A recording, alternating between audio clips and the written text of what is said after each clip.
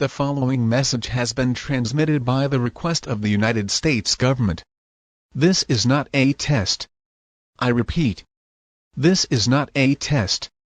At 8:40 a.m.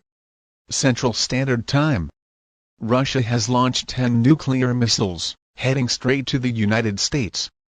These targets are Miami, Florida; Seattle, Washington; Fresno, California; Houston, Texas; Memphis, Tennessee; Nashville, Tennessee; Atlanta, Georgia; Louisville, Kentucky; Jackson, Mississippi; New Orleans, Louisiana.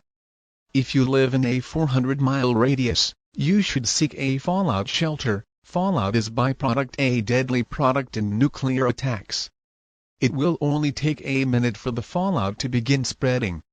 Take a fallout shelter now. If you don't, you will face certain death. If you are 4 miles from a blast radius, your survival chance is 0%.